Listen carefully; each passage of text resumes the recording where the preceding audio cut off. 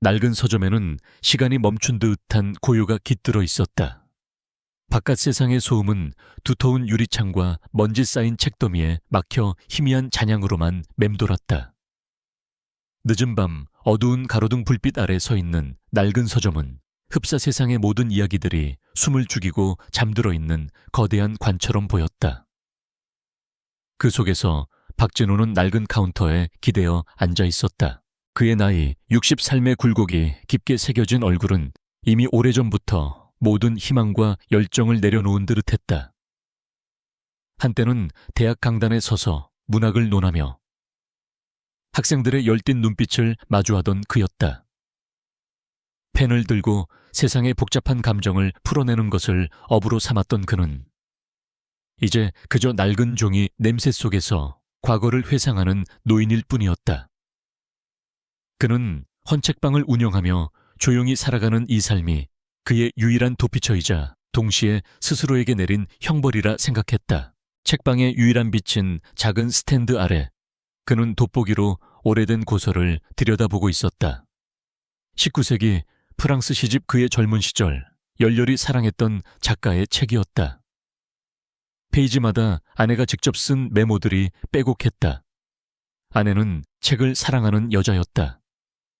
그들은 종종 이 헌책방에 대해 이야기했다.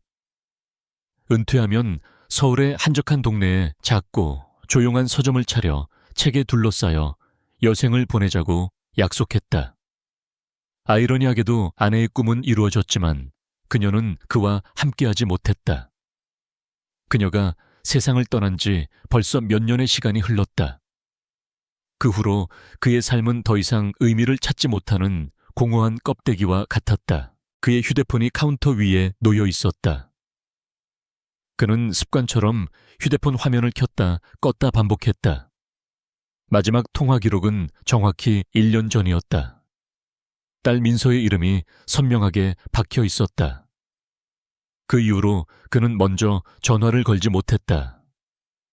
딸의 행복을 위해 그의 손으로 딸의 삶을 팔아버린 아버지라는 죄책감이 그의 발목을 잡았다.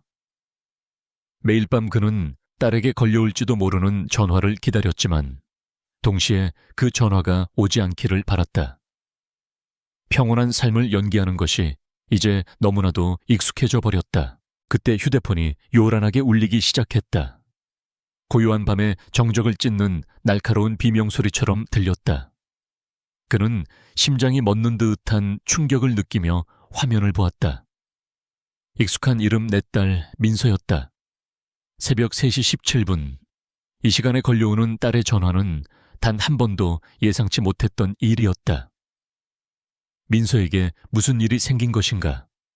희망과 두려움이 뒤섞인 채 그의 손이 떨리기 시작했다.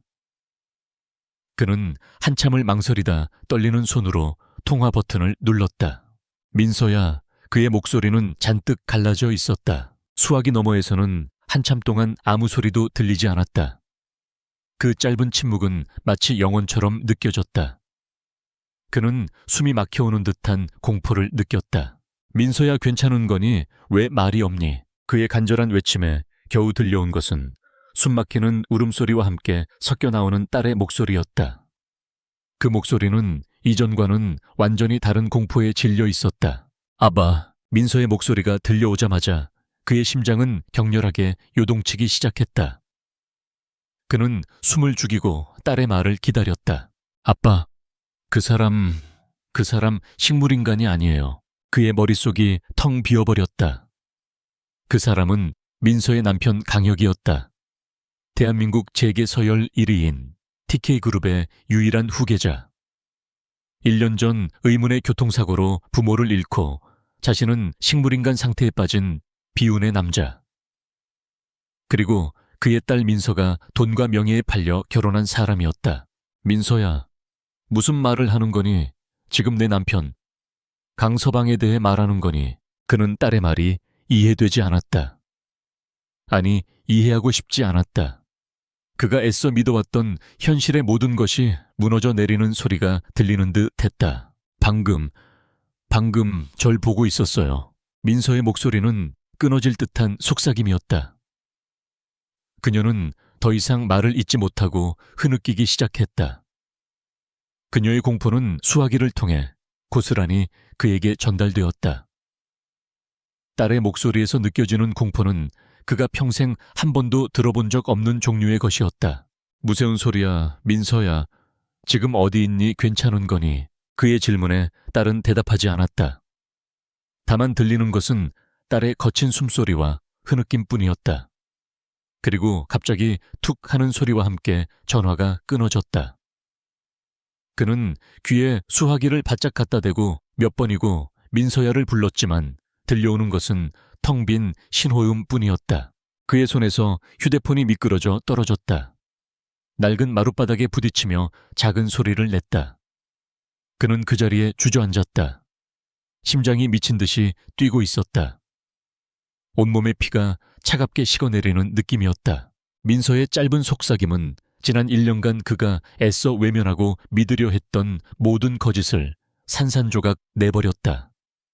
그의 딸은 살아있는 시체 옆에서 살아가는 것이 아니었다.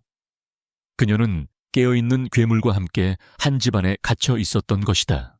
그 충격은 죄책감이라는 긴 잠에서 그를 깨우는 알람 소리와도 같았다. 그는 더 이상 이렇게 숨어 있을 수 없었다. 지난 1년간 딸의 희생으로 얻은 이 평온한 삶은 그에게는 가시방석이었다.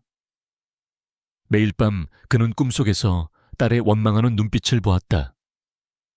딸의 행복을 팔아넘긴 아버지라는 자괴감은 그를 짓눌렀다. 하지만 이제 더 이상 도망칠 곳은 없었다. 민서야, 아빠가 간다. 그는 낡은 카운터에서 몸을 일으켰다. 뼈마디가 삐걱거리는 소리가 들렸다.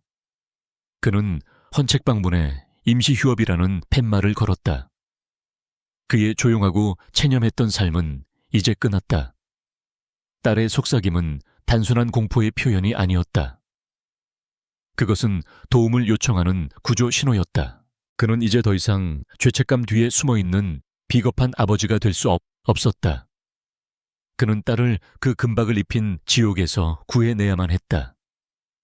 설령 그 과정에서 그가 가진 모든 것을 잃게 되더라도, 아니 어쩌면 모든 것을 잃는 것이야말로 그가 마땅히 치러야 할 대가일지도 몰랐다. 그는 낡은 재킷을 걸치고 차키를 움켜쥐었다. 그는 한때 번성했던 출판사의 사장이었고 문학을 가르치던 교수였다. 하지만 지금은 그저 딸을 구하러 가는 한 아버지일 뿐이었다. 그는 더 이상 과거의 이름에 연연하지 않았다. 중요한 것은 오직 하나 딸을 되찾는 것이었다. 그의 발걸음은 불안했지만 단호했다. 그는 서울의 새벽거리를 달리기 시작했다. 낡은 차의 엔진 소리는 그의 심장 박동 소리와 겹쳐져 크게 울렸다. 그는 딸이 있는 곳 평창동에 위치한 TK그룹의 거대한 저택을 향해 무작정 달려갔다. 그곳은 한때 그에게 구원의 손길을 내밀었던 곳이었지만 이제는 딸을 가두는 거대한 감옥이었다. 그는 자신이 이 거대한 성을 무너뜨릴 수 있을지 알지 못했다. 하지만 그는 더 이상 물러설 곳이 없었다. 새벽의 어둠이 짙게 깔린 서울의 도로는 그에게 낯설었다. 한때 익숙했던 도시의 풍경은 낯선 괴물처럼 느껴졌다. 그의 머릿속은 오직 딸의 목소리로 가득 차 있었다. 아빠, 그 사람 식물인간이 아니에요. 그는 그 말이 악몽이기를, 딸이 외로움 속에서 헛것을 본 것이기를 필사적으로 바랐다. 하지만 그의 심장은 알고 있었다. 그것이 끔찍한 진실이라는 것을. 그의 차는 마침내 TK그룹의 저택 아노스힐의 철문 앞에 섰다. 새벽의 어둠 속에 거대한 요새처럼 우뚝 솟아있는 저택은 차갑고 위압적이었다. 높고 견고한 담벼락 곳곳에 번뜩이는 감시 카메라, 그리고 굳게 닫힌 육중한 철문. 그것은 인간의 온기라고는 찾아볼 수 없는 거대한 기계와 같았다. 그는 인터폰을 통해 방문을 요청했다. 돌아오는 대답은 차갑고 기계적인 경비원의 목소리였다. 새벽 시간에는 방문객을 받지 않습니다. 돌아가십시오. 그는 딸의 전화번호를 알려주며 사정했다. 민서요. 그러니까 제 딸이 전화를 했습니다. 무슨 일이 생긴 것 같습니다. 지금 바로 만나게 해 주십시오. 경비원은 그의 말을 듣고 잠시 기다리라는 말을 남기고 통화를 끊었다. 짧은 침묵이 흘렀다. 그는 조급함에 손가락을 꼼지락거렸다. 심장이 미친 듯이 뛰었다. 마침내 통신이 다시 연결되었다. 사모님께서 악몽을 꾸고 놀라셨을 뿐이니 돌아가시라고 합니다. 염려 마시고 돌아가십시오. 그는 충격에 말을 잇지 못했다. 민서의 목소리는 공포에 질려 있었다. 악몽이라니 그게 말이 되는가? 그는 절규하듯 소리쳤다. 교진말 마십시오. 제 딸의 목소리는 악몽을 꾼 목소리가 아니었습니다. 지금 당장 제 딸과 통화하게 해주십시오. 그의 외침은 허공으로 흩어졌다. 경비원은 더 이상 그의 말을 듣지 않았다. 통신이 다시 끊겼다. 그는 굳게 닫힌 철문 앞에서 절망감을 느꼈다. 그는 무력했다. 그 어떤 힘도 명예도 없는 그가 이 거대한 요새를 뚫을 수는 없었다. 그는 다시 채 올랐다. 그는 물러설 수밖에 없었다. 하지만 그는 포기하지 않았다. 그는 굳게 닫힌 철문을 한참 동안 바라보았다. 그리고 그때 2층 창가에서 희미한 불빛이 보였다. 그리고 창가에 서 있는 사람 그의 딸 민서였다. 민서는 창백한 얼굴이었지만 침착한 눈빛으로 그를 내려다보고 있었다. 그녀는 아주 작게 고개를 가로저었다. 돌아가세요, 아빠. 지금은 위험해요. 그녀의 눈빛은 그에게 그렇게 말하고 있었다. 그녀는 더 이상 공포에 질린 어린아이가 아니었다. 그녀는 그 거대한 감옥 안에서 혼자 싸우고 있었다. 그는 더 이상 그곳에 머물 수 없었다. 그녀의 눈빛은 그에게 더 큰 위험을 불러올 수 있다는 것을 경고하고 있었다. 그는 무거운 발걸음으로 차를 몰아 그곳을 떠났다. 그의 마음은 비통함과 함께 딸에 대한 긍지와 연민으로 가득 찼다. 그의 딸은 살아남기 위해 그리고 진실을 지키기 위해 싸우고 있었다. 그는 이제 더 이상 수동적인 관찰자가 될 수 없었다. 그는 딸의 유일한 외부 조력자가 되어야 했다. 그날 밤 그는 한숨도 자지 못했다. 그는 헌책방으로 돌아와 밤새워 고민했다. 어떻게 해야 딸과 연락을 할 수 있을까? 그는 그들의 모든 소통이 감시받을 것이라는 것을 알고 있었다. 그는 딸의 생명줄이 될 비밀스러운 방법을 찾아야만 했다. 며칠 후 그의 헌책방으로 소포 하나가 배달되었다. 그는 주문한 적이 없는 소포였다. 겉면에는 아무런 정보도 없었다. 그는 의아한 표정으로 소포를 열었다. 소포 안에는 오래된 고서 한 권이 들어있었다. 17세기 철학서였다. 그는 책을 펼쳤다. 책의 속지에서 아주 작은 USB와 함께 접힌 쪽지 한 장이 나왔다. 쪽지는 그의 딸 민서의 필체였다. 아빠, 오래된 고서인 척해서 보냈어요. USB 안에 파일을 실행하면 암호화된 채팅 프로그램이 설치되어 이제부터 우리 대화는 이 프로그램으로만 해요. 아무도 믿지 마세요. 특히 최 집사를. 그의 심장이 다시 격렬하게 뛰기 시작했다.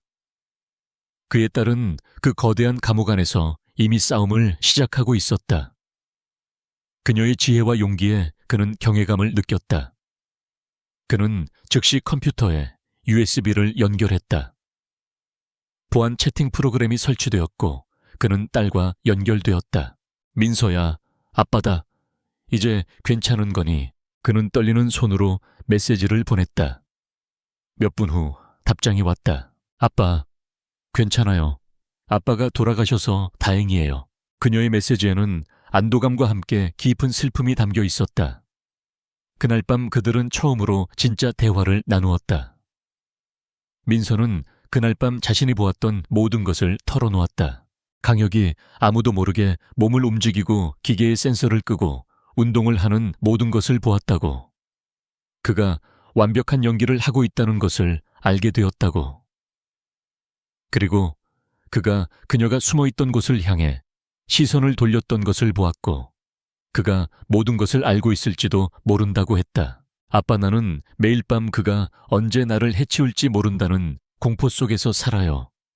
그에게 아무것도 모르는 척 연기를 하며 버티고 있어요. 딸의 고백에 그의 심장은 찢어지는 듯 했다. 그의 딸이 겪고 있는 고통은 상상 이상이었다. 그는 딸에게 힘이 되어줄 말을 해주려고 했다. 얘야, 너의 적은 침대에 누워있는 그 남자가 아닐지도 모른다. 진짜 적은 그를 그 침대에 눕게 만든 자일 거야. 정보를 모아야 한다. 그가 왜 그런 끔찍한 연기를 해야만 하는지 그 이유를 알아내야 해. 나의 조언에 따라 민서는 수동적인 피해자의 역할에서 벗어나 능동적인 정보 수집가로 변신했다. 그녀는 헌신적인 아내의 가면을 쓴 채 저택 안의 모든 것을 관찰하고 분석하기 시작했다. 그녀는 강혁의 서재를 정리한다는 핑계로 그의 서류와 컴퓨터 파일을 뒤졌다. 의사와 간호사들의 대화를 엿들으며 정보를 수집했다. 그녀의 의심은 곧 한 사람에게로 향했다. 강혁의 사촌형 TK그룹의 부회장 강민준. 그날 밤부터 그들의 위험한 공조가 시작되었다. 한 사람은 안에서, 한 사람은 밖에서 보이지 않는 적을 향해 싸움을 시작한 것이다. 그는 더 이상 죄책감에 시달리는 나약한 아버지가 아니었다. 그는 딸을 지키기 위해 모든 것을 걸었다. 밤이 깊어질수록 그의 마음은 더욱 단단해졌다. 그는 딸과의 비밀스러운 연락 방법을 찾았다는 사실에 안도하면서도 이제 시작될 긴 싸움에 대한 긴장감과 결의를 느꼈다. 그는 낡은 서점 창문으로 밖을 내다보았다. 새벽의 차가운 공기가 그의 폐부를 파고들었다. 하지만 그의 마음은 그 어느 때보다 뜨겁게 불타고 있었다. 딸을 구해야 한다는 아버지로서의 마지막 사명감이 그를 지탱하고 있었다. 박진우는 낡은 카운터에 앉아 있었다. 휴대폰 화면에 띄워진 딸의 메시지를 몇 번이고 다시 읽었다. 그 짧은 문장들은 총알이 되어 그의 심장을 관통하는 듯 했다. 민서가 그 거대한 감옥 안에서 홀로 얼마나 외롭고 두려웠을지, 그리고 자신이 얼마나 비겁하고 이기적인 아버지였는지 새삼 깨달았다. 그의 눈에는 죄책감의 물결이 일렁겼다. 그는 창가에 놓인 낡은 사진 한 장을 바라보았다. 아내와 어린 민서가 함께 웃고 있는 사진이었다. 아내는 항상 그를 향해 따뜻하고 부드러운 미소를 짓고 있었다. 그녀는 문학을 사랑했고 책 속에 담긴 이야기들보다 더 아름다운 삶을 꿈꾸는 여자였다. 그들의 만남은 한 권의 아름다운 시집과도 같았다. 대학 강단에서 문학을 가르치던 그와 작은 동네 서점에서 책을 정리하던 그녀는 책을 통해 사랑에 빠졌다. 그들은 언젠가 은퇴하면 이처럼 작고 조용한 동네에 헌책방을 차려 책에 둘러싸여 살자고 약속했었다. 아이러니하게도 그는 아내의 꿈을 이루었지만 그녀는 그의 곁에 없었다. 그리고 그 꿈은 이제 그를 벌하는 형벌처럼 느껴졌다. 그의 머릿속은 파노라마처럼 과거의 기억들로 가득 찼다. 모든 것은 몇 년 전 그가 운영하던 출판사가 무너져 내리던 그 암울했던 시절로 거슬러 올라갔다. 당시 그는 대한민국에서 손꼽히는 중견 출판사의 사장이었다. 그는 단순히 책을 만드는 사람이 아니었다. 그는 세상의 지식과 감정을 존귀에 담아내는 예술가라고 자부했다. 그의 출판사는 문학성과 대중성을 모두 잡으며 승승장구했다.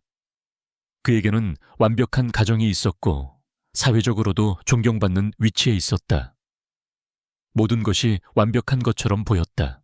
하지만 삶은 한순간에 무너져 내릴 수 있다는 것을 그때 깨달았다.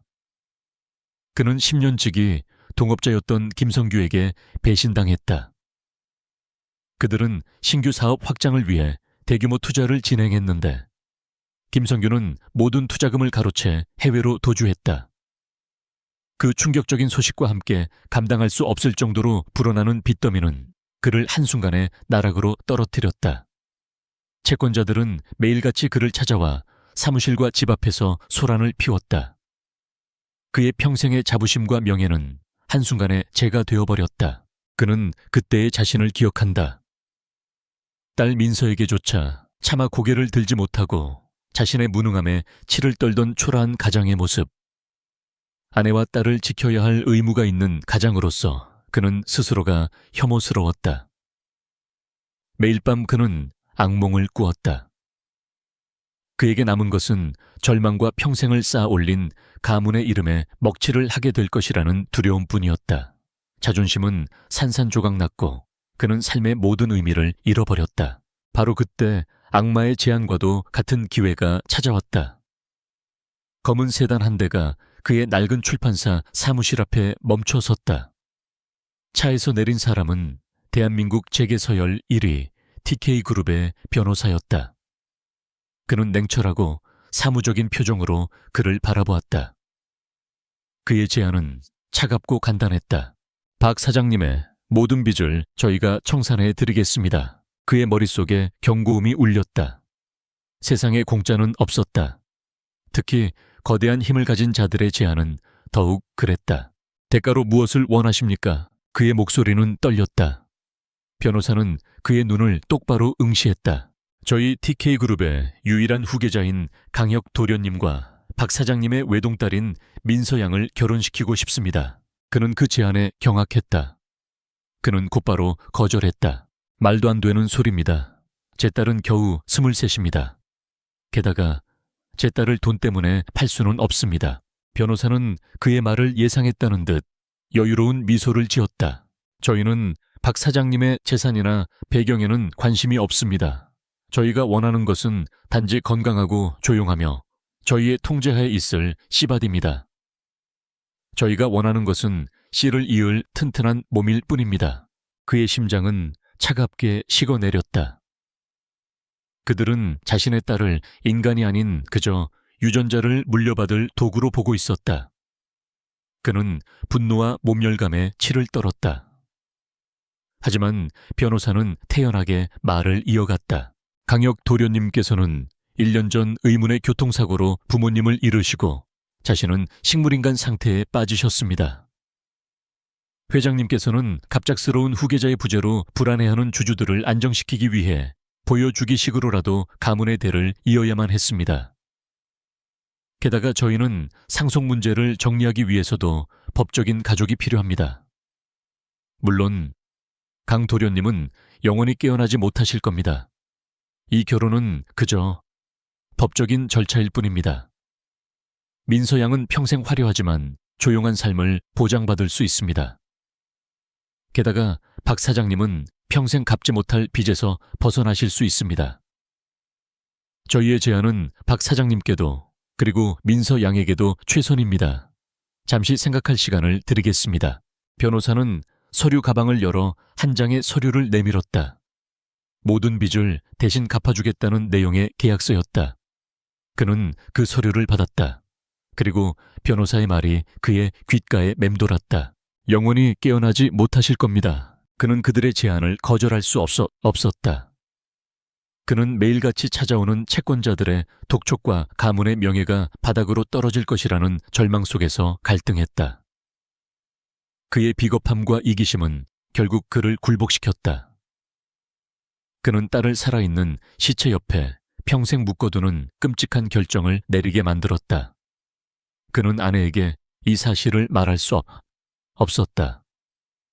아내가 살아있었다면 그녀는 결코 이런 결정을 용납하지 않았을 것이다. 그는 민서에게 이 사실을 털어놓았던 그날을 기억한다. 그는 차마 딸의 얼굴을 볼 수 없었다. 그는 고개를 숙이고 자신의 나약함과 실패를 고백했다. 그는 딸이 울부짖으며 그를 원망하기를 바랐다. 차라리 그것이 그의 마음을 편하게 했을 것이다.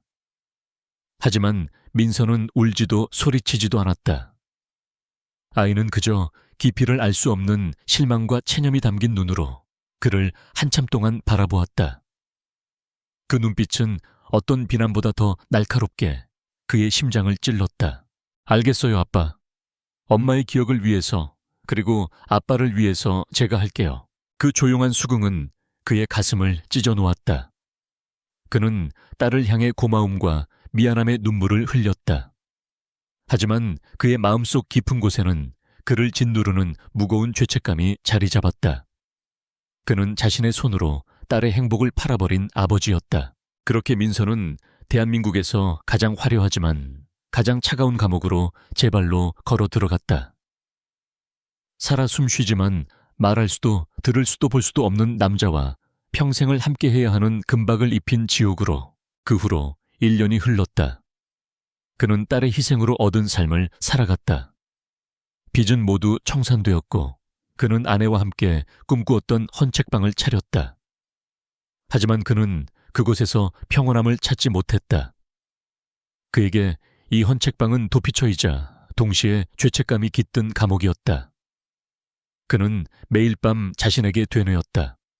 딸이 행복할 것이라고 그녀는 화려한 삶을 살고 있다고. 하지만 그의 마음속에서는 끊임없이 한 목소리가 속삭였다. 너는 네 딸의 행복을 팔아치운 죄인이다.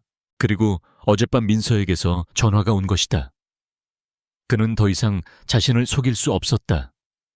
딸의 목소리는 그가 애써 쌓아 올린 거짓의 성을 한순간에 무너뜨렸다. 그는 딸이 처한 상황이 단순히 외로운 결혼 생활이 아니라는 것을 깨달았다.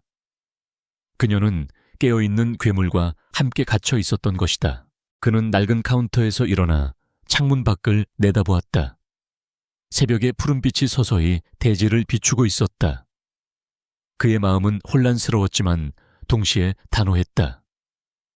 그는 더 이상 과거에 갇혀 있을 수 없었다. 그는 이제 행동해야 했다. 그가 가진 모든 것을 잃더라도 딸을 그 지옥에서 구해내야만 했다. 그것만이 그가 속죄할 수 있는 유일한 길이었다. 그는 낡은 서점문에 임시 휴업 팻말을 걸고 차 키를 움켜쥐었다. 그의 낡은 차는 굉음을 내며 새벽 공기를 갈랐다. 그는 평창동으로 딸이 갇혀있는 그 금박을 입힌 감옥으로 향했다. 그의 마음속에는 복잡한 감정들이 뒤섞여 있었다. 죄책감, 후회, 그리고 딸을 향한 절절한 사랑. 그는 이 모든 감정을 연료 삼아 그 어떤 것도 두려워하지 않는 전사처럼 달렸다. 그는 더 이상 문학을 논하는 교수가 아니었다. 그는 더 이상 책을 파는 노인도 아니었다. 그는 그저 한 명의 아버지였다. 딸을 구하기 위해 자신의 모든 것을 걸 수 있는 나약하지만 강인한 아버지였다. 그의 차는 마침내 TK그룹의 저택 앞에 섰다. 그곳은 여전히 차가운 위압감을 내뿜고 있었다. 그는 지난밤의 기억을 떠올렸다. 굳게 닫힌 철문과 멀리서 자신을 향해 고개를 가로줬던 딸의 모습. 그는 이제 안다. 딸의 행동이 단순한 거절이 아니었다는 것을. 그것은 위험을 경고하는 간절한 신호였다. 그는 차 안에서 숨을 골랐다. 그는 무턱대고 안으로 뛰어들 수 없었다. 그 거대한 성에는 분명 감시유와 비밀이 도사리고 있었다. 그는 딸과의 비밀스러운 소통 방법을 찾아야 했다. 그는 딸이 안전한지 확인하고 싶었다. 그의 손은 무의식적으로 휴대폰을 향했다. 하지만 그는 이내 멈칫했다. 전화 통화는 위험했다. 모든 것이 감시당하고 있을 것이다. 그는 이 모든 상황을 처음부터 다시 곱씹었다. 민서가 그에게 전화를 건 것은 그녀가 극한의 공포 속에서 마지막으로 의지할 사람이 아버지밖에 없었기 때문일 것이다. 그리고 전화가 끊긴 것은 누군가에게 발각되었거나 혹은 그녀가 스스로 전화를 끊어 위기를 모면하려 한 것일지도 모른다. 그는 모든 가능성을 염두에 두어야 했다. 그는 며칠 동안 저택 주변을 배회했다. 멀리서 저택의 움직임을 관찰했다. 오가는 차량과 사람들의 모습을 유심히 살폈다. 그의 눈은 예리하게 빛났다. 그는 문학을 연구하던 눈으로 이제는 세상의 이면을 꿰뚫어 보려 했다. 그는 딸이 보내온 쪽지에 적힌 아무도 믿지 마세요. 특히 최집사를 이라는 문구를 떠올렸다. 그 짧은 문장은 단순한 경고가 아니었다. 그것은 딸이 처한 위험이 상상 이상이라는 것을 말해주고 있었다. 민서는 단순히 외로운 감옥에 갇힌 것이 아니었다. 그녀는 늑대들의 속을 한가운데 던져진 것이었다. 그는 자신이 그들을 막을 수 있을지 의문스러웠다. 하지만 그는 포기하지 않았다. 그는 딸을 되찾기 위해 그리고 자신의 죄를 씻기 위해 모든 것을 걸었다. 며칠 후 그의 헌책방으로 소포가 배달된 것이다. 그가 주문한 적 없는 오래된 고서 한 권이었다. 그는 직감적으로 딸이 보낸 것임을 알 수 있었다. 그는 소포를 열었다. 그리고 책 속에서 아주 작은 USB와 함께 접힌 쪽지 한 장이 나왔다. 쪽지에는 암호화된 채팅 라인을 개설하는 방법이 적혀 있었다. 그는 딸의 지혜와 용기에 가슴이 먹먹해졌다. 무력해 보였던 그의 딸은 그 거대한 감옥 안에서 자신만의 방식으로 싸움을 시작한 것이다. 그는 즉시 컴퓨터에 USB를 연결했다. 보안 채팅 프로그램이 설치되었다. 그는 딸과 연결되었다. 그리고 그들은 처음으로 진짜 대화를 나누었다. 민서는 그날 밤 자신이 보았던 모든 것을 털어놓았다. 강혁이 아무도 모르게 몸을 움직이고 기계의 센서를 끄고 운동을 하는 모든 것을 보았다고. 그가 완벽한 연기를 하고 있다는 것을 알게 되었다고. 그리고 그녀가 숨어있던 곳을 향해 시선을 돌렸던 것을 보았고 그가 모든 것을 알고 있을지도 모른다고 했다. 아빠, 나는 매일 밤 그가 언제 나를 해치울지 모른다는 공포 속에서 살아요. 그에게 아무것도 모르는 척 연기를 하며 버티고 있어요. 딸의 고백에 그의 심장은 찢어지는 듯 했다. 그의 딸이 겪고 있는 고통은 상상 이상이었다. 그는 딸에게 힘이 되어줄 말을 해주려고 했다. 얘야, 너의 적은 침대에 누워있는 그 남자가 아닐지도 모른다. 진짜 적은 그를 그 침대에 눕게 만든 자일 거야. 정보를 모아야 한다. 그가 왜 그런 끔찍한 연기를 해야만 하는지 그 이유를 알아내야 해. 나의 조언에 따라 민서는 수동적인 피해자의 역할에서 벗어나 능동적인 정보 수집가로 변신했다. 그녀는 헌신적인 아내의 가면을 쓴 채 저택 안의 모든 것을 관찰하고 분석하기 시작했다. 그녀는 강혁의 서재를 정리한다는 핑계로 그의 서류와 컴퓨터 파일을 뒤졌다. 의사와 간호사들의 대화를 엿들으며 정보를 수집했다. 그녀의 의심은 곧 한 사람에게로 향했다. 강혁의 사촌형 TK그룹의 부회장 강민준. 그날 밤부터 그들의 위험한 공조가 시작되었다. 한 사람은 안에서, 한 사람은 밖에서 보이지 않는 적을 향해 싸움을 시작한 것이다. 그는 더 이상 죄책감에 시달리는 나약한 아버지가 아니었다. 그는 딸을 지키기 위해 모든 것을 걸었다. 밤이 깊어질수록 그의 마음은 더욱 단단해졌다. 그는 딸과의 비밀스러운 연락 방법을 찾았다는 사실에 안도하면서도 이제 시작될 긴 싸움에 대한 긴장감과 결의를 느꼈다. 그는 낡은 서점 창문으로 밖을 내다보았다. 새벽의 차가운 공기가 그의 폐부를 파고들었다. 하지만 그의 마음은 그 어느 때보다 뜨겁게 불타고 있었다. 딸을 구해야 한다는 아버지로서의 마지막 사명감이 그를 지탱하고 있었다. 민서의 삶은 화려한 감옥 안에서 완벽하게 통제된 시간표에 따라 흘러가고 있었다. 그녀가 사는 곳은 서울에서도 손꼽히는 부촌인 평창동에 위치한 TK그룹의 거대한 저택이었다. 세상 사람들은 그곳을 아노스 힐이라 부르며 경애와 선망을 담아 바라보았지만 민서에게 그곳은 금박을 입힌 감옥일 뿐이었다. 저택은 완벽하게 관리되었지만 그 어떤 온기나 생명력도 찾아볼 수 없었다.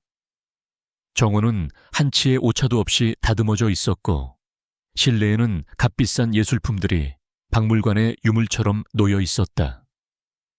집안 곳곳에 설치된 감시 카메라는 모든 움직임을 놓치지 않았고 검은 정장을 입은 경호원들과 하인들은 감정 없는 로봇처럼 움직였다. 그녀의 일과는 남편 강혁을 중심으로 짜여 있었다. 아침에 일어나 가장 먼저 하는 일은 남편의 상태를 확인하는 것이었다. 그의 침실은 병원의 중환자실처럼 최첨단 의료 장비로 가득 차 있었다. 그녀는 남편의 곁에서 조용히 책을 읽어주고 음악을 들려주었다. 낮에는 의사들과 간호사들이 방문하여 남편의 상태를 점검했다. 그들의 대화는 온통 의학 용어와 수치들로 가득 차 있었고 민서는 그저 묵묵히 그들의 지시를 따랐다. 저녁에는 간호사들과 함께 그의 몸을 닦고 마사지를 했다. 그녀는 마치 값비싼 의료기계의 일부가 된 것 같았다. 모든 행동은 관리자이자 감시자인 최 집사의 눈 아래 있었다. 최 집사는 50대 중반의 남자로 항상 단정하고 깔끔한 정장 차림이었다. 그의 표정은 감정을 읽을 수 없을 만큼 무표정했다. 그는 예의 바르고 정중했지만 그의 말투와 행동에는 미묘한 권위의식이 배어 있었다. 그는 이 거대한 성체의 간수장이자 보이지 않는 감시자였다. 민서는 그가 모든 것을 지켜보고 있다는 것을 알았다.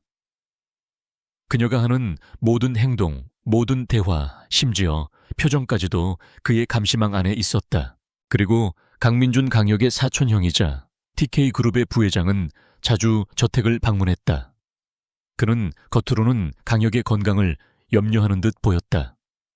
그는 의사들에게 강역의 바이탈 수치와 뇌 활동에 대해 아주 상세하게 질문했다. 하지만 민서의 눈에는 그것이 감시처럼 보였다.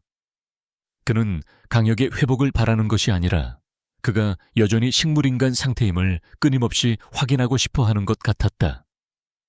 그의 표정에서는 미묘한 안도감과 동시에 냉혹한 야심이 번뜩였다. 민서는 무의식적으로 그를 경계했다. 민서의 삶은 완벽하게 통제된 시간표 안에서 무의미하게 흘러가고 있었다. 그녀는 자신의 영혼이 서서히 말라가는 것을 느꼈다.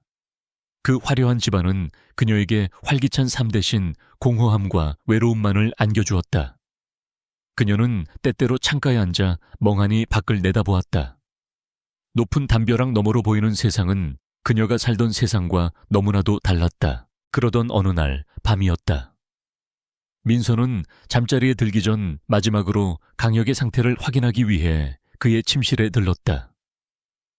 정적만이 흐르는 방 안에서 강역은 온갖 종류의 생명 유지 장치에 연결된 채 미동도 없이 누워 있었다. 그의 얼굴은 평온한 가면을 쓴 듯 아무런 표정 변화도 없었다. 침대 옆에 놓인 모니터에는 그의 심박수와 뇌파가 규칙적인 곡선을 그리며 움직이고 있었다. 민서는 그의 이불을 목까지 조심스럽게 덮어주었다. 바로 그때였다. 이불을 고쳐주던 그녀의 손이 그의 손에 스쳤을 때 그의 손가락이 갑자기 움찔하며 그녀의 손목을 강하게 붙잡았다. 그것은 아주 짧은 순간이었다. 하지만 그 힘은 몇 년간 침대에 누워만 있던 식물인간의 것이라고는 도저히 믿을 수 없는 강력하고 단단한 힘이었다. 민서는 불에 댄 듯 손을 뺐다. 심장이 얼음장처럼 차갑게 식어내렸다. 그녀는 자신의 눈을 의심했다. 그녀는 강혁의 얼굴을 보았다. 그의 얼굴은 여전히 아무런 표정 변화도 없었다. 침대 옆에 모니터 수치들도 아무런 변화가 없었다. 무의식적인 근육 경련이었을까? 그녀는 스스로에게 되물었다. 하지만 그의 소나귀에 느껴졌던 그 강한 압력은 단순한 경련으로 설명할 수 있는 것이 아니었다. 그것은 마치 살아있는 사람의 악력과 같았다. 그날 밤 민서는 한숨도 잠들지 못했다. 그 강력했던 악력이 그녀의 손목에 낙인처럼 남아있었다. 그녀는 자신이 느꼈던 공포와 혼란을 떨쳐낼 수 없었다. 그녀는 진실을 확인해야만 했다. 자신의 목숨이 걸린 문제였다. 다음 날 밤부터 그녀의 비밀스러운 감시가 시작되었다. 그녀는 저택의 모든 사람들이 잠든 새벽 2시 자신의 방을 몰래 빠져나와 강혁의 침실로 향했다. 그녀는 숨소리조차 들리지 않도록 거대한 커튼 뒤에 어둠 속에 몸을 숨기고 그를 지켜보았다. 첫째 날 밤 아무 일도 일어나지 않았다. 그의 몸은 미동도 없었고 모니터의 수치들도 규칙적인 곡선을 그리고 있었다. 둘째 날 밤도 마찬가지였다. 민서는 자신이 너무 예민해진 것이라고, 스트레스 때문에 헛것을 느낀 것이라고 스스로를 다그치기 시작했다. 그녀는 거의 포기하려던 순간이었다. 그리고 셋째 날 밤 마침내 그 일이 일어났다. 그녀가 커튼 뒤에서 잠이 들려던 순간 침대 옆에 모니터에서 아주 작은 삑 소리가 들렸다. 민서는 온몸의 신경을 곤두세웠다. 그의 몸에 부착된 센서들이 하나씩 꺼지기 시작했다. 마치 누군가 익숙한 손놀림으로 기계를 조작하는 것처럼. 그리고 다음 순간 어둠 속에서 그가 천천히 상체를 일으켜 앉았다. 민서는 자신의 눈을 의심했다. 그 움직임에는 조금의 약함이나 망설임도 없었다. 그는 침대 옆으로 다리를 내리고 일어섰다. 완벽하게 자신의 두 발로. 그는 오랫동안 갇혀있던 포식자처럼 뻐근한 몸을 풀며 스트레칭을 했다. 창문으로 스며드는 희미한 달빛 아래 그의 잠옷 사이로 드러난 몸은 오랫동안 병상에 누워있던 환자의 것이라고는 믿을 수 없을 정도로 단단하고 균형 잡혀 있었다. 그는 환자가 아니었다. 그는 일생일대의 역할을 연기하고 있는 완벽한 배우였다. 민서는 커튼 뒤에서 숨을 죽인 채 그 식물인간 환자가 턱걸이와 팔굽혀펴기 그리고 섀도우 복싱까지 하는 악몽 같은 현실을 지켜보아야만 했다. 그는 한치의 흔들림도 없이 자신의 몸을 움직였다. 그의 움직임은 정확하고 힘이 넘쳤다. 그는 자신의 몸을 완벽하게 통제하고 있었다. 그는 환자가 아니었다. 그는 복수를 계획하는 한 명의 전사였다. 그의 운동이 끝나고 그는 소리 없는 발걸음으로 방을 가로질러 벽에 숨겨진 패널을 열었다. 그 안에는 작은 개인 운동기구들이 갖춰진 비밀 공간이 있었다. 그는 다시 침대로 돌아갔다. 그는 능숙하게 자신의 몸에 센서들을 다시 부착하고 완벽한 식물인간의 모습으로 돌아갔다.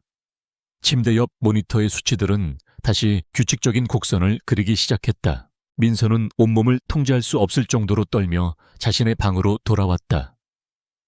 그녀는 자신의 목숨이 경각에 달려 있음을 깨달았다.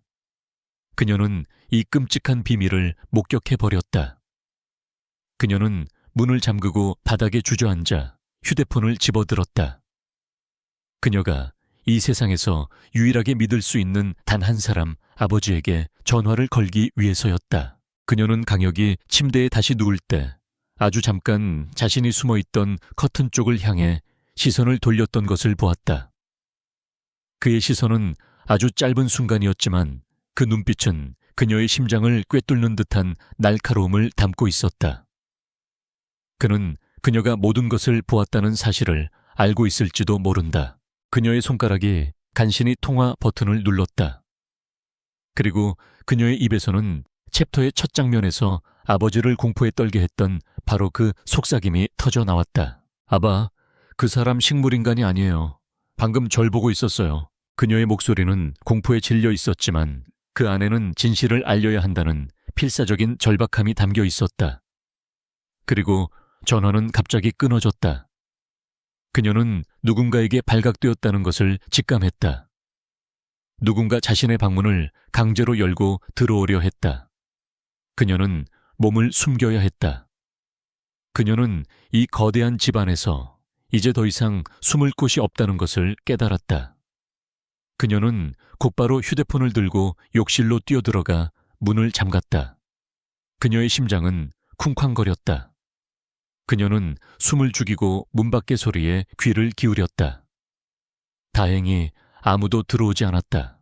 잠시 후 그녀는 휴대폰을 꺼내 아버지가 보낸 쪽지에 적힌 내용을 다시 읽었다. 아무도 믿지 마세요. 특히 최 집사를.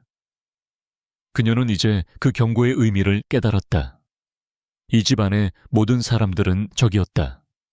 그녀는 이 집 안에서 홀로 싸워야만 했다. 그녀는 더 이상 순진한 재벌가 며느리 연기를 할 수 없었다. 그녀는 살아남기 위해 그리고 진실을 밝히기 위해 싸워야 하는 전사가 되었다. 그녀는 욕실의 거울을 들여다보았다.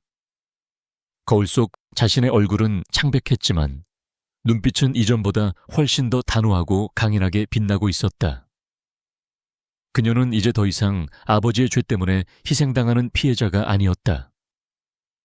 그녀는 스스로의 운명을 개척하고 이 지옥 같은 현실에서 탈출하기 위해 싸우기로 결심했다.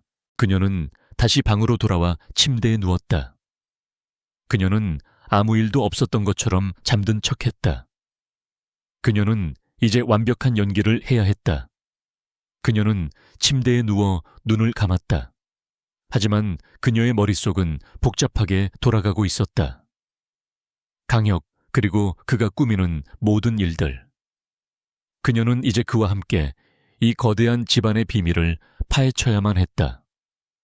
그들의 운명은 이제 하나의 끈으로 엮여 있었다. 새벽의 차가운 공기가 그녀의 방으로 스며들었다. 그녀는 더 이상 공포에 떨지 않았다. 그녀의 마음속에는 이제 새로운 감정, 결의와 함께 기묘한 동질감이 피어오르고 있었다. 그녀와 강혁은 다른 세상의 다른 사람들이었지만 결국 같은 악당에 의해 갇혀버린 죄수들이었다. 그녀는 그와 함께 이 감옥에서 탈출할 방법을 찾아야만 했다. 게임은 이제 시작되었다. 박진우는 며칠 동안 저택 주변을 배회했다. 그의 낡은 차는 새벽의 어둠 속에 몸을 숨긴 채 거대한 아노스 힐을 응시했다. 그는 더 이상 헌책방의 노인이 아니었다. 그는 딸의 유일한 희망이 되어야 하는 아버지였다. 그의 눈빛은 문학을 논하던 시절과는 비교할 수 없을 정도로 날카롭고 예리하게 빛나고 있었다. 그는 모든 것을 관찰했다. 오가는 차량 경비원들의 교대 시간, 그리고 저택의 미세한 움직임까지도. 그는 딸이 처한 상황이 단순한 외로움이 아니라는 것을 직감했다. 그녀는 위험에 처해 있었다. 민서의 쪽지에 적힌 아무도 믿지 마세요. 특히 최집사를 이라는 문구는 그의 머릿속에서 끊임없이 맴돌았다. 그는 이 집안의 모든 것이 겉으로 보이는 것과 다르다는 것을 깨달았다. 그는 자신의 무력함을 한탄했다. 이 거대한 성을 무너뜨릴 힘도 영향력도 없는 자신. 하지만 그는 포기하지 않았다. 그는 딸을 구하기 위해, 그리고 자신의 죄를 씻기 위해 모든 것을 걸었다. 며칠 후 그의 헌책방으로 소포 하나가 배달되었다. 그는 주문한 적이 없는 소포였다. 겉면에는 아무런 정보도 없었다. 그는 의아한 표정으로 소포를 열었다. 소포 안에는 오래된 고서 한 권이 들어있었다. 17세기 철학서였다. 그는 책을 펼쳤다. 책의 속지에서 아주 작은 USB와 함께 접힌 쪽지 한 장이 나왔다. 쪽지는 그의 딸 민서의 필체였다. 아빠, 오래된 고서인 척해서 보냈어요. USB 안에 파일을 실행하면 암호화된 채팅 프로그램이 설치되어 이제부터 우리 대화는 이 프로그램으로만 해요. 아무도 믿지 마세요. 특히 최 집사를. 그의 심장이 다시 격렬하게 뛰기 시작했다. 그의 딸은 그 거대한 감옥 안에서 이미 싸움을 시작하고 있었다.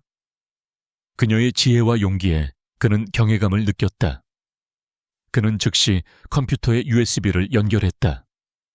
보안 채팅 프로그램이 설치되었고 그는 딸과 연결되었다. 민서야, 아빠다. 이제 괜찮은 거니? 그는 떨리는 손으로 메시지를 보냈다. 몇 분 후 답장이 왔다. 아빠, 괜찮아요. 아빠가 돌아가셔서 다행이에요. 그녀의 메시지에는 안도감과 함께 깊은 슬픔이 담겨 있었다. 그날 밤 그들은 처음으로 진짜 대화를 나누었다. 민서는 그날 밤 자신이 보았던 모든 것을 털어놓았다. 강혁이 아무도 모르게 몸을 움직이고 기계의 센서를 끄고 운동을 하는 모든 것을 보았다고. 그가 완벽한 연기를 하고 있다는 것을 알게 되었다고. 그리고 그녀가 숨어있던 곳을 향해 시선을 돌렸던 것을 보았고 그가 모든 것을 알고 있을지도 모른다고 했다. 아빠, 나는 매일 밤 그가 언제 나를 해치울지 모른다는 공포 속에서 살아요. 그에게 아무것도 모르는 척 연기를 하며 버티고 있어요. 딸의 고백에 그의 심장은 찢어지는 듯했다. 그의 딸이 겪고 있는 고통은 상상 이상이었다. 그는 딸에게 힘이 되어줄 말을 해주려고 했다. 얘야, 너의 적은 침대에 누워있는 그 남자가 아닐지도 모른다. 진짜 적은 그를 그 침대에 눕게 만든 자일 거야. 정보를 모아야 한다. 그가 왜 그런 끔찍한 연기를 해야만 하는지 그 이유를 알아내야 해. 나의 조언에 따라 민서는 수동적인 피해자의 역할에서 벗어나 능동적인 정보 수집가로 변신했다. 그녀는 헌신적인 아내의 가면을 쓴 채 저택 안의 모든 것을 관찰하고 분석하기 시작했다. 그녀는 강혁의 서재를 정리한다는 핑계로 그의 서류와 컴퓨터 파일을 뒤졌다. 의사와 간호사들의 대화를 엿들으며 정보를 수집했다. 그녀의 의심은 곧 한 사람에게로 향했다. 강혁의 사촌형 TK그룹의 부회장 강민준. 그날 밤부터 그들의 위험한 공조가 시작되었다. 한 사람은 안에서, 한 사람은 밖에서 보이지 않는 적을 향해 싸움을 시작한 것이다. 그는 더 이상 죄책감에 시달리는 나약한 아버지가 아니었다. 그는 딸을 지키기 위해 모든 것을 걸었다. 밤이 깊어질수록 그의 마음은 더욱 단단해졌다. 그는 딸과의 비밀스러운 연락 방법을 찾았다는 사실에 안도하면서도 이제 시작될 긴 싸움에 대한 긴장감과 결의를 느꼈다. 그는 낡은 서점 창문으로 밖을 내다보았다.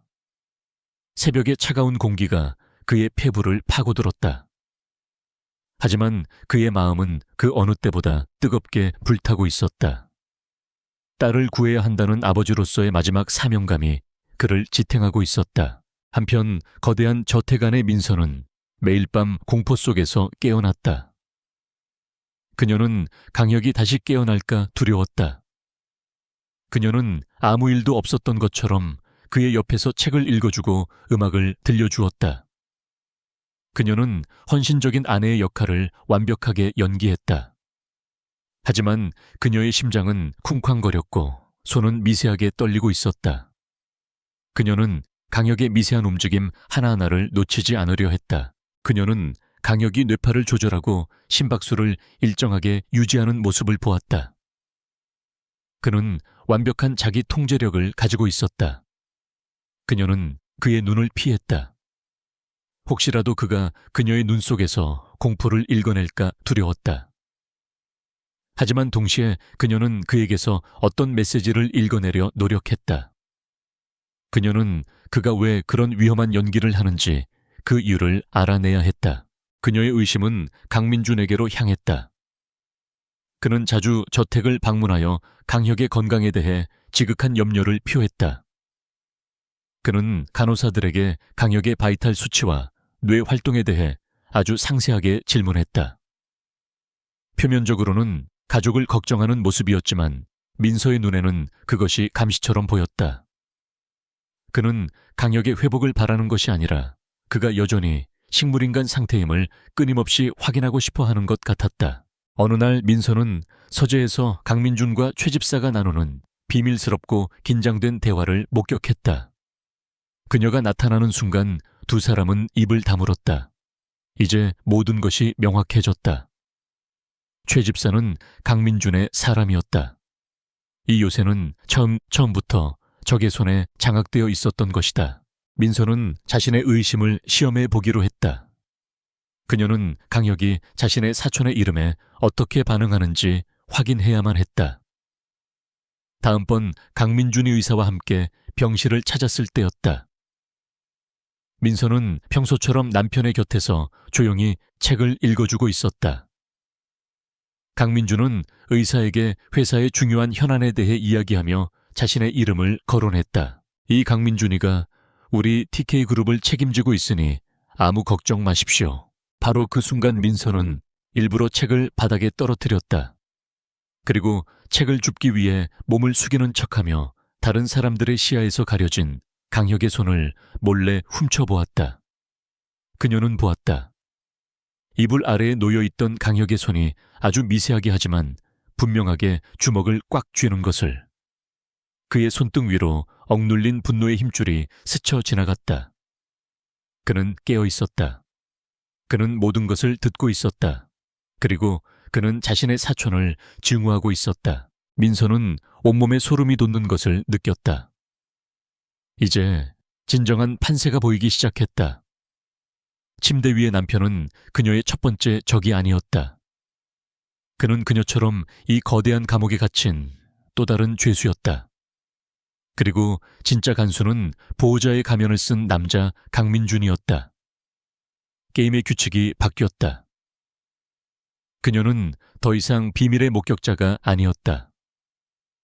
그녀는 이제 이 게임의 또 다른 플레이어의 유일한 잠재적 동맹이 될 수 있었다.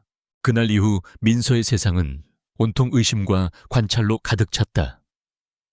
그녀는 강혁의 미세한 반응 하나하나를 놓치지 않으려 했다. 그녀는 이제 확신했다. 그녀의 식물인간 남편은 살아있다. 그리고 그녀의 진짜 적은 그의 사촌 강민준이라는 것을 강혁 역시 민서를 관찰하고 있었다. 그는 지난 1년간 이 집에 들어온 모든 사람을 시험했다. 의사, 간호사, 하인, 그리고 심지어는 자신의 아내 역할로 들어온 이 여자까지도. 그는 민서가 자신의 사촌 민준의 회유를 뿌리치고 오히려 그 사실을 자신에게 보고하려는 듯한 미묘한 신호를 보내는 것을 보았다. 그녀는 그에게 저기를 드러내지 않았고 오히려 동질감을 표현했다. 그는 결심을 해야만 했다. 이 여자 유서진을 믿을 것인가 말 것인가. 그것은 그의 복수 계획 전체의 성패를 좌우할 거대한 도박이었다. 마침내 그가 먼저 움직이기로 결심했다. 그날 밤 민서는 자신의 방에서 아버지와 보안 채팅으로 대화를 나누고 있었다. 아바 강민준이 최 집사와 비밀리에 만나는 것을 목격했어요. 제 의심이 맞아요. 그들은 한패예요. 그녀가 메시지를 보내는 순간이었다. 윙 하는 소리와 함께 그녀의 방을 포함한 저택의 서쪽 별관 전체의 전기가 나갔다. 완벽한 정전. 민서는 공포에 질려 숨을 죽였다. 올 것이 왔다는 생각이 들었다. 그녀의 방문이 소리 없이 아주 천천히 열렸다. 희미한 달빛을 등지고 한 남자의 실루엣이 서 있었다. 강혁이었다. 그는 휠체어에 앉아있지 않았다. 그는 자신의 두 발로 완벽하게 서 있었다. 그는 자신의 입술에 손가락을 가져다 대며 쉿 하는 소리를 냈다. 소리 지르지 마시오. 우리에겐 시간이 별로 없어. 이쪽 윙의 카메라는 지금 전부 꺼졌다. 지금이 우리가 대화할 수 있는 유일한 기회야. 몇 달 만에 처음 듣는 그의 목소리는 오랫동안 사용하지 않아 거칠었지만 그 안에는 서늘한 힘이 담겨 있었다. 그는 그녀를 저택의 가장 깊숙한 곳, 외부와는 완벽하게 차단된 방음 서재로 이끌었다. 어둠과 침묵 속에서 그는 마침내 자신의 모든 비밀을 털어놓았다. 1년 전의 그 사고. 그것은 단순한 교통사고가 아니었다. 그의 채 설치되었던 폭탄 테러였다. 그 폭발로 그의 부모님은 즉사했고 그는 94%의 화상을 입고 겨우 목숨만 건졌다. 병원에서 그는 깨달았다. 자신의 치료가 의도적으로 방해받고 있다는 것을. 그의 사촌 강민준이 매수한 의사들은 그를 회복시키는 대신 영원히 깨어날 수 없는 식물인간으로 만들려 했다. 그는 자신을 지킬 유일한 방법이 스스로 식물인간이 되는 것뿐이라는 것을 깨달았다. 그는 유일하게 믿을 수 있었던 늙은 의사의 도움을 받아 자신의 죽음을 위장하고 기나긴 연기를 시작했던 것이다. 그의 목표는 단 하나였다.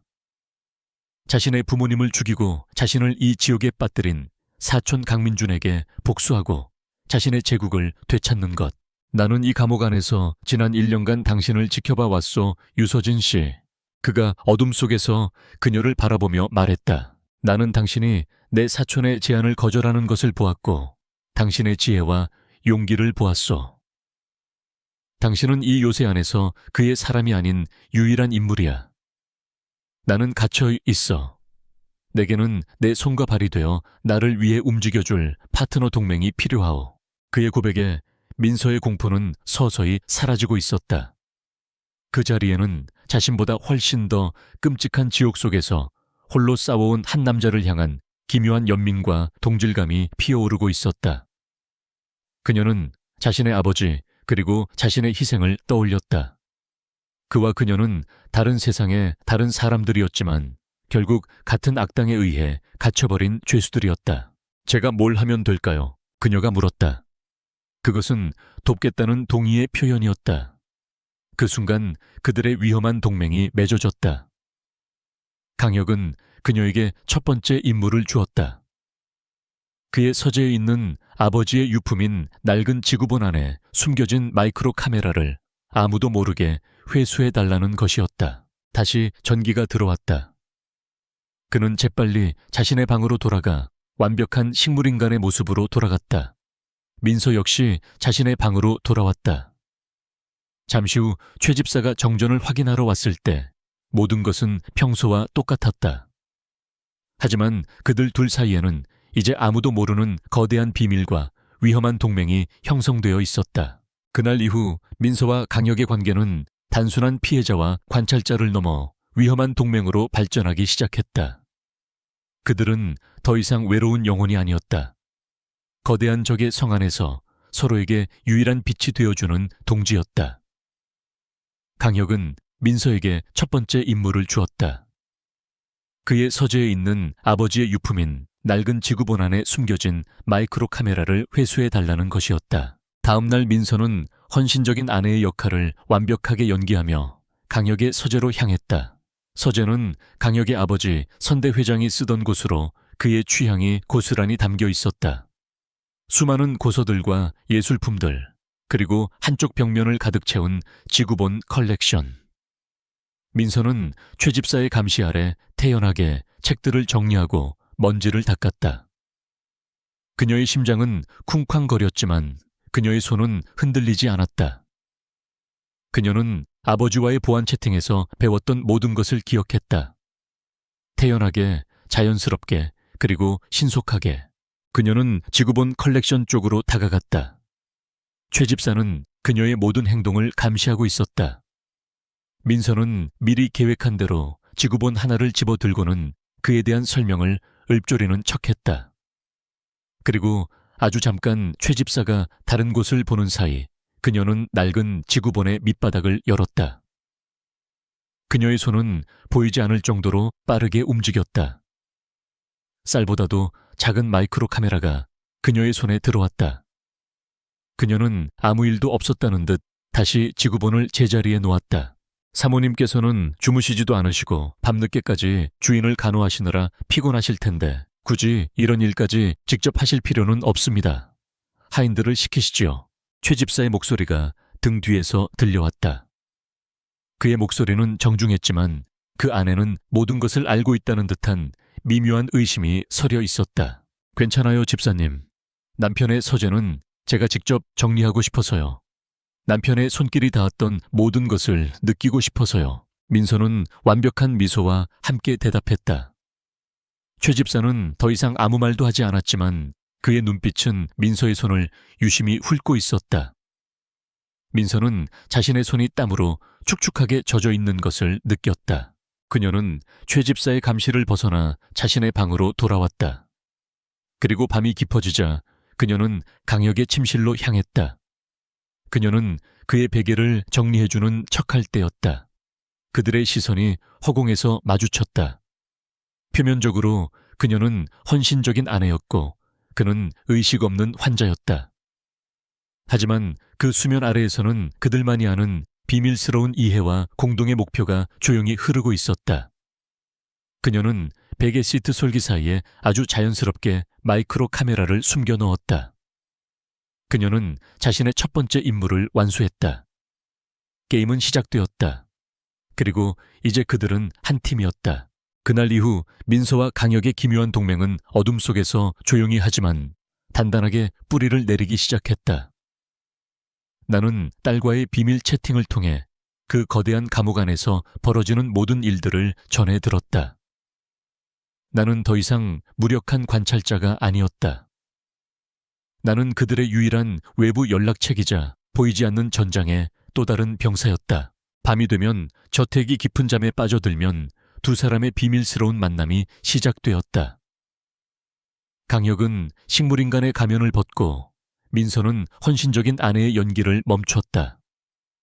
그들은 방음 서재에 모여 민서가 회수한 마이크로 카메라 속의 정보를 분석했다. 카메라 안에는 강민준이 저택의 의사 및 최집사와 비밀리에 접촉하는 장면들이 단편적으로 담겨 있었다. 하지만 결정적인 증거는 없었다. 그들은 더 많은 정보가 필요했다. 그들의 관계는 단순한 동맹을 넘어 기묘한 유대감으로 발전하기 시작했다. 그들은 함께 밤을 새우며 서로의 과거에 대해 이야기했다. 민서는 자신의 꿈에 대해 이야기했다. 스포츠 재활 치료사로서의 삶, 그리고 다른 사람의 몸과 마음을 치유해주고 싶었던 자신의 소박한 꿈. 강혁은 처음으로 자신의 진짜 모습을 드러냈다. 그는 냉혹한 재벌 후계자가 아니었다. 그는 건축가를 꿈꾸던 섬세한 감수성을 가진 청년이었다. 그는 사고로 부모님을 잃고 자신의 꿈과 미래마저 빼앗긴 채 복수라는 차가운 불꽃 하나만으로 버티고 있었다. 두 사람은 서로에게서 세상이 자신들에게 씌운 가면 뒤에 숨겨진 진짜 모습을 보았다. 그들은 서로의 상처를 보듬고 서로의 외로움을 위로했다. 위험한 비밀을 공유하는 두 개의 고독한 영혼은 어둠 속에서 서로에게 유일한 빛이 되어주고 있었다. 나는 밖에서 나만의 전쟁을 시작했다. 나는 대학 시절의 낡은 인맥을 총동원했다. 언론계 법조계에 퍼져 있는 나의 옛 제자들에게 연락을 취했다. 나는 그들에게 TK그룹의 부회장 강민준에 대해 그의 뒷조사를 부탁했다. 얼마 지나지 않아 첫 번째 결과물이 들어오기 시작했다. 강민준은 깨끗한 경영인이 아니었다. 그의 뒤에는 수많은 유령 회사와 불법적인 자금 거래의 흔적들이 거미줄처럼 얽혀 있었다. 특히 1년 전 강혁의 사고 직후 거액의 돈이 그의 비밀 계좌에서 여러 곳으로 빠져나간 흔적이 포착되었다. 나는 이 모든 정보를 암호화하여 민서에게 보냈다. 민서는 이 정보를 강혁에게 전달했다.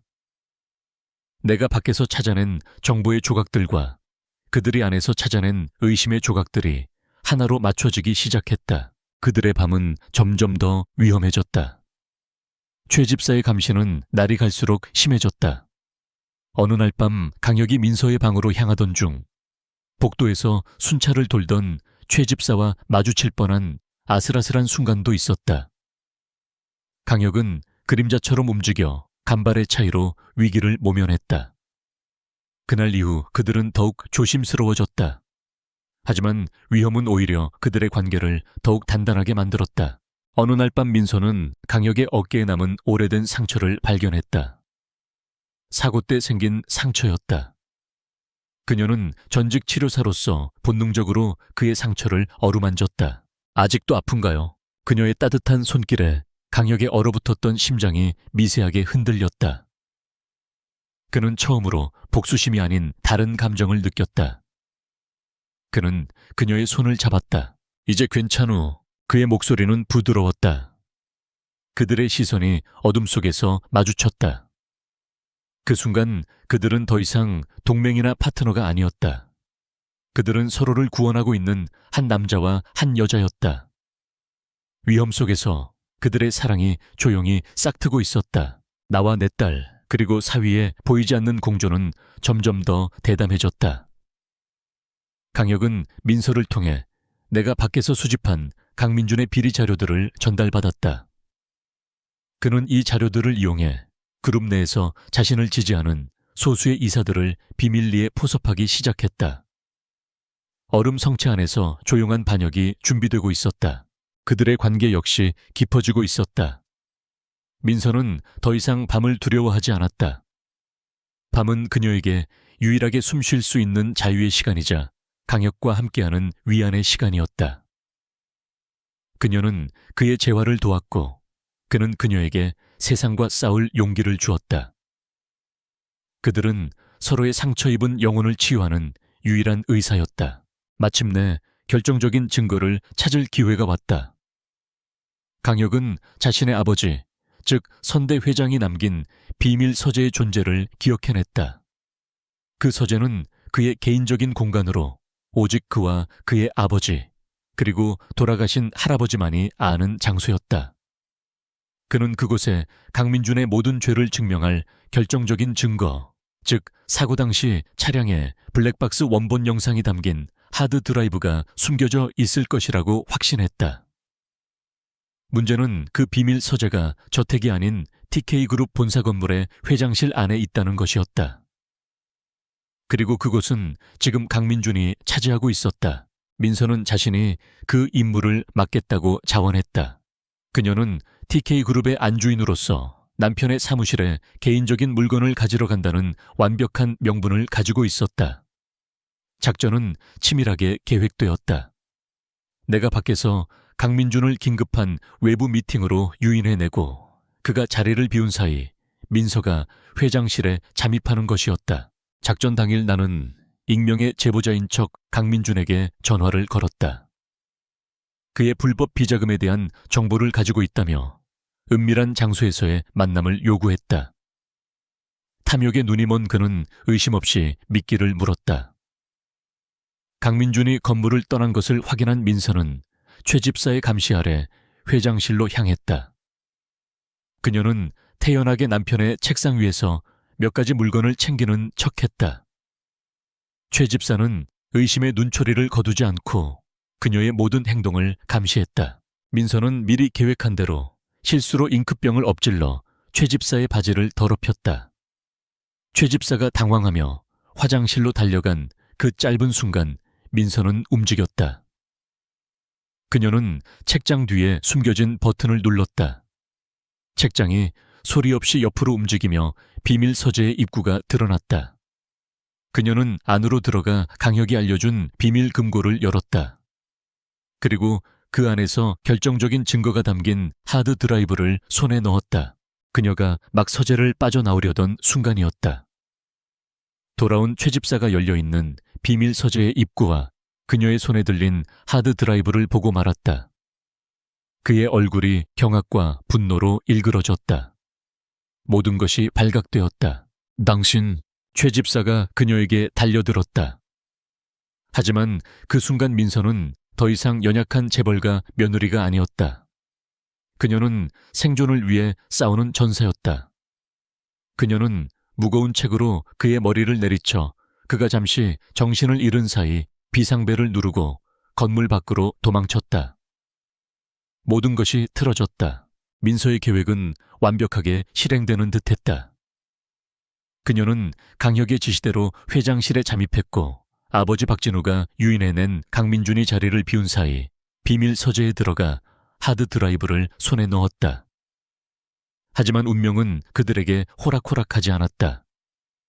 모든 것이 순조롭게 진행되는 것처럼 보였던 순간 돌아온 최 집사가 열려있는 비밀 서재의 입구와 그녀의 손에 들린 하드 드라이브를 보고 말았다. 최 집사의 얼굴이 경악과 분노로 일그러졌다. 그의 무표정한 가면이 산산조각 났다. 그는 더 이상 정중한 집사가 아니었다. 그는 자신의 비밀을 지키기 위해 모든 것을 할 준비가 된 맹수였다. 당신, 대체 무슨 짓을... 그의 목소리는 낮게 으르렁거렸다. 그는 분노에 찬 눈으로 민서를 노려보았다. 민서는 온몸이 굳어버리는 듯한 공포를 느꼈다. 이제 모든 것이 끝장이다. 그녀는 그렇게 생각했다. 하지만 그녀는 더 이상 나약한 재벌가 며느리가 아니었다. 그녀는 살아남기 위해 싸워야 하는 전사였다. 그녀는 최 집사가 달려들려는 순간 옆에 놓인 무거운 청동 장식품을 집어들었다. 이리 내놓으십시오. 최 집사가 그녀를 향해 달려들었다. 그의 손이 그녀의 손목을 움켜쥐려던 바로 그 순간 민서는 무거운 청동 장식품으로 그의 머리를 내리쳤다. 퍽 하는 둔탁한 소리와 함께 최 집사는 그 자리에 쓰러졌다. 그의 몸이 경련을 일으키더니 이내 미동도 하지 않았다.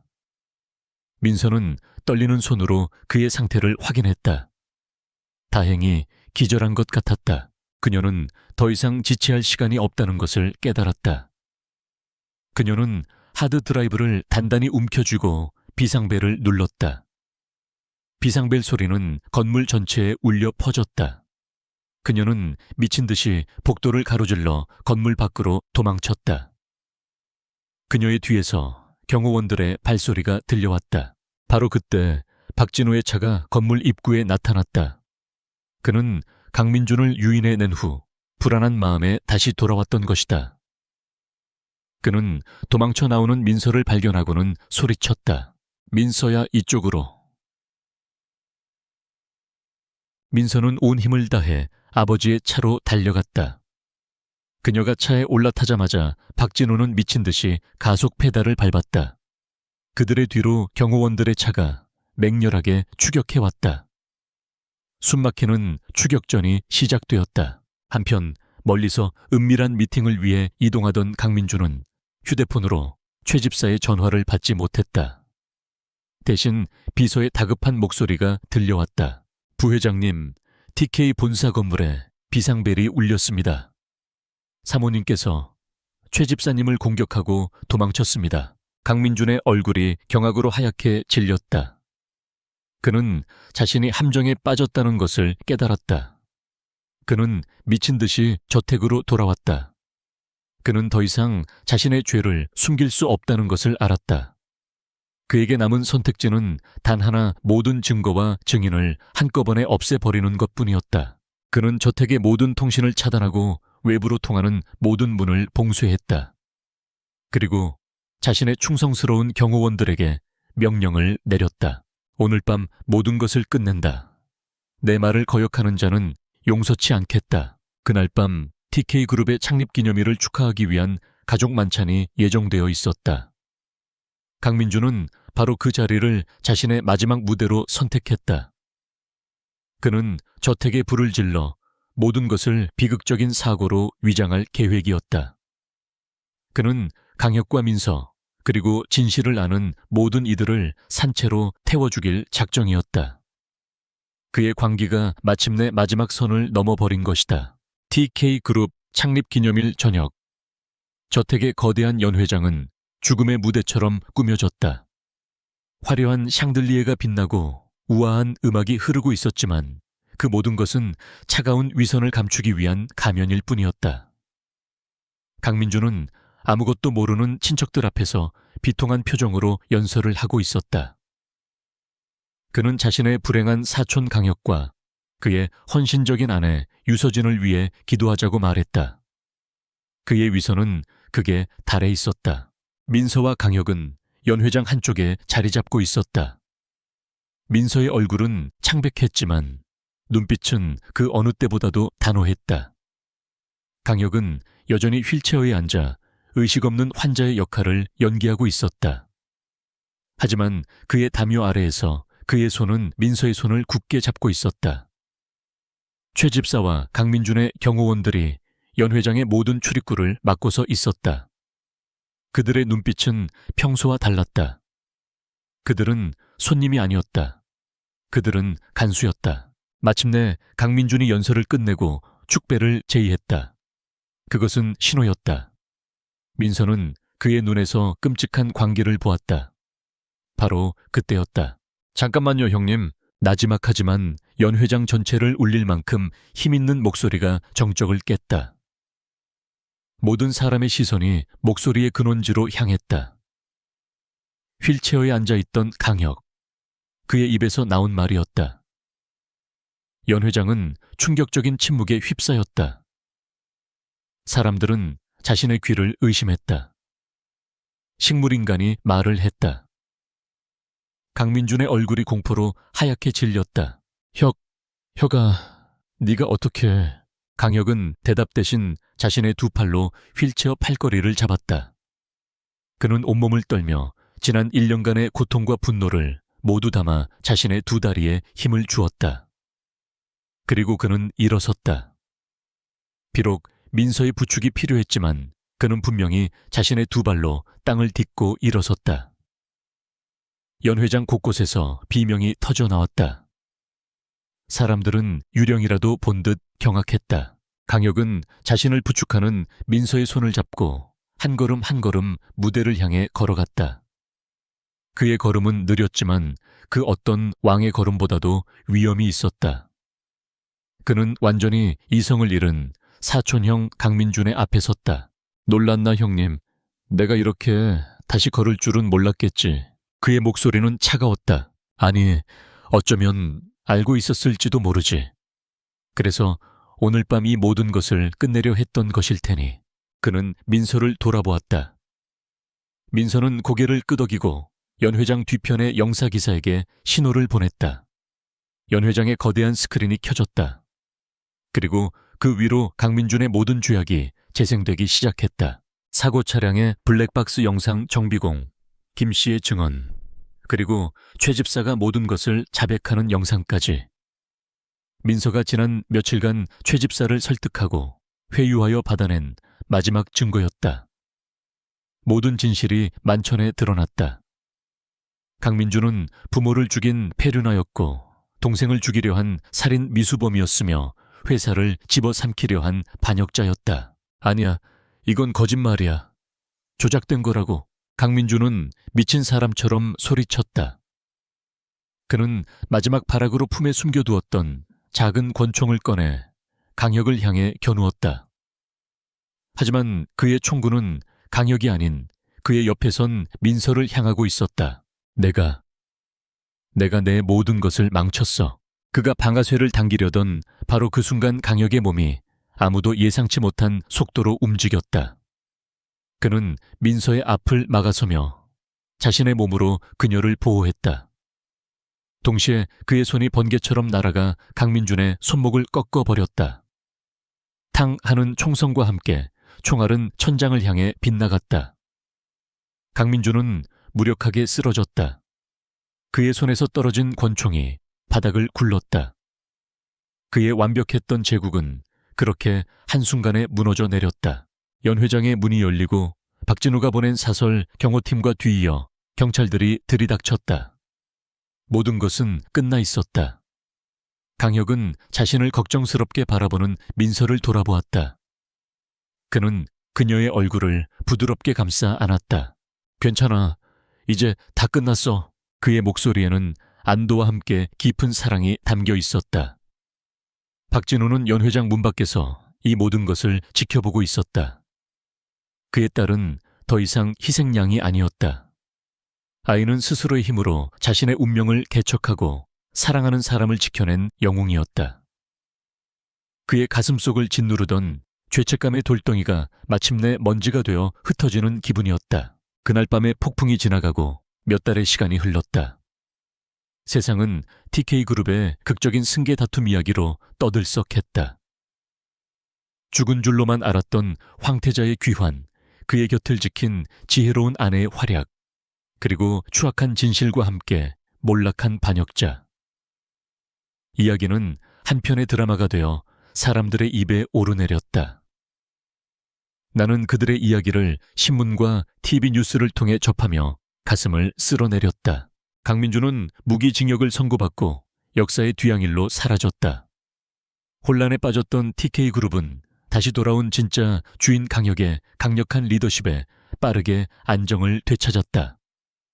사람들은 이제 그를 타락한 황태자가 아닌 역경을 이겨낸 강철의 황제라고 불렀다.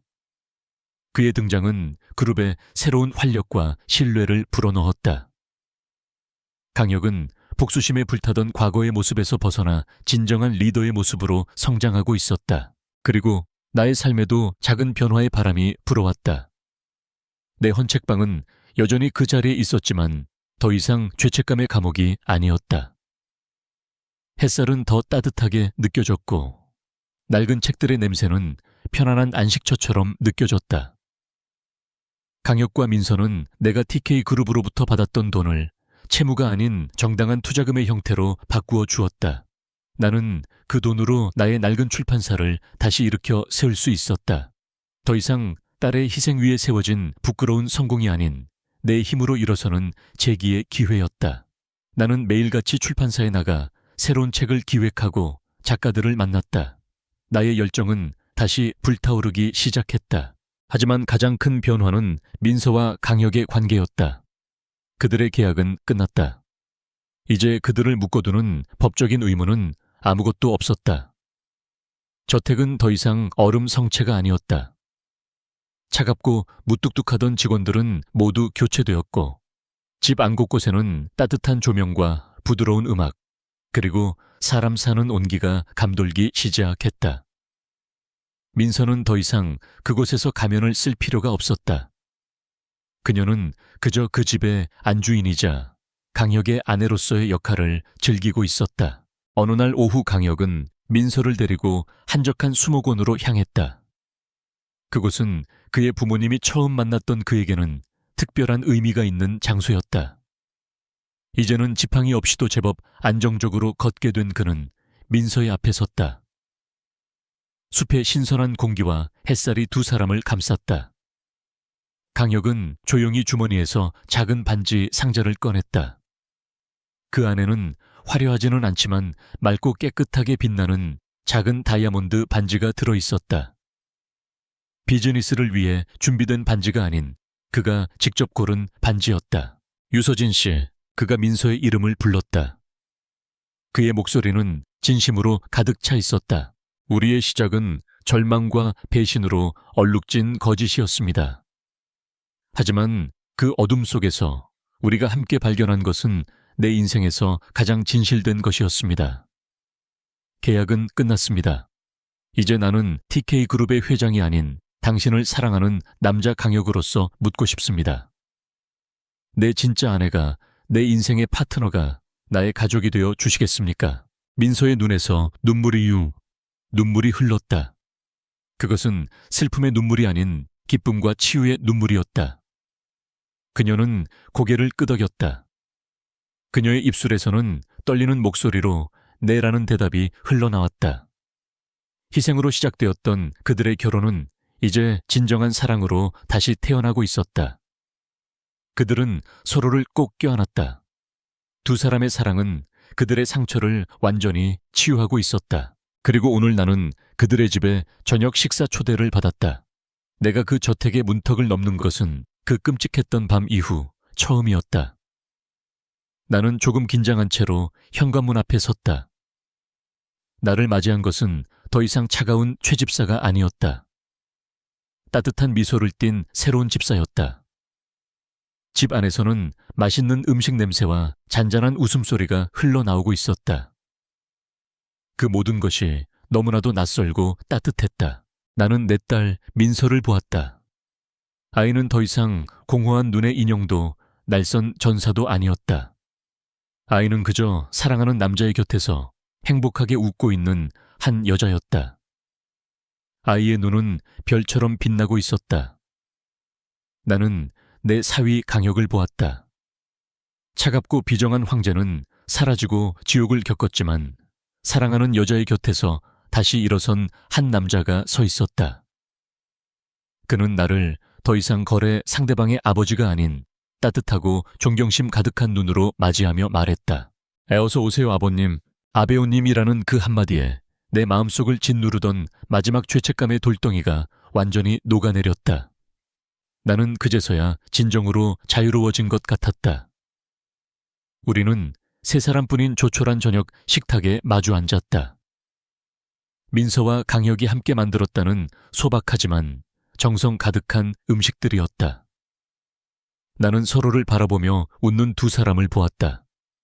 내가 저질렀던 끔찍하고 이기적인 희생이 내가 상상조차 하지 못했던 기적적인 결과를 낳았다.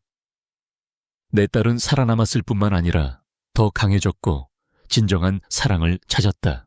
나의 죄책감은 마침내 깊은 평온함과 감사함으로 바뀌어 가고 있었다. 나는 딸을 되찾았을 뿐만 아니라 든든한 아들을 얻었다. 우리의 길고 길었던 싸움은 끝났다. 끝다. 그리고 이제 우리 앞에는 상처를 보듬고 서로를 사랑하며 새로운 가족으로 함께 살아갈 따뜻하고 희망 가득한 날들만이 남아 있었다. 그것은 우리 모두를 위한 완벽한 구원이었다.